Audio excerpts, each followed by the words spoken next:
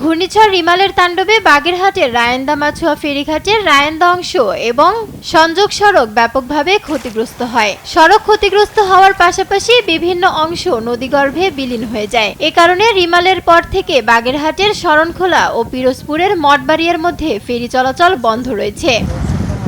ফেরি বন্ধ থাকায় চরম ভোগান্তিতে পড়েছেন বলেশ্বরের দুই পারের মানুষ। ফেরিঘাটের অদূরে বিকল্প ব্যবস্থায় ট্রলার ঘাট চালু হলেও অতিরিক্ত ভাড়া গুনতে হচ্ছে যাত্রীদের। ভ্যান, পিকআপ, নসিমন ও ট্রাক পারাপার বন্ধ থাকায় ক্ষতির মুখোমুখি ব্যবসায়ীরা। তাই দ্রুত ফেরিঘাট ও সংযোগ সড়ক সংস্কারের দাবি জানান তারা। আমাদের এখানে দোকানপাট আর ফেরিঘাট এই দুইটা নষ্ট হয়ে আমাদের ইনকাম বাণিজ্য সবই নষ্ট হয়ে গেছে। ওপার আমাদের ব্যবসা বাণিজ্য আছে, এপার আমরা তো দিন এনে দিন খাই, ব্যবসা এইভাবেই করি।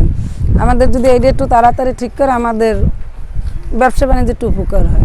ফেরিঘাটটা ভেঙে যাওয়া নিয়ে আমাদের বেশি ক্ষতি হয়েছে। খেওয়া চলে, খেওয়ায় তো লোক নিতে পারে, গাড়ি তো নিতে পারে না। এ বিষয়ে সড়ক বিভাগ বলছে ফেরিঘাট ও সড়ক সংস্কারে প্রস্তাব পাঠানো হয়েছে, অনুমোদন পেলেই কাজ শুরু হবে। ফেরিঘাটের মেরামতের জন্য প্রয়োজনীয় বরাদ্দের জন্য প্রশাসনিক অনুমোদন চাওয়া হয়েছে ইতিমধ্যে, যেটা মন্ত্রণালয় অনুমোদনের অপেক্ষায় আছে। প্রশাসনিক অনুমোদনটা পাওয়ার সাথে সাথে আমরা কার্যক্রম শুরু করব। 2021 সালের 10 নভেম্বর রায়েন্দা মাছুয়া রুটে ফেরি চলাচল শুরু হয়। প্রতিদিন এই রুটে 20 থেকে 25 হাজার মানুষ ও সহস্রাধিক যানবাহন চলাচল করে।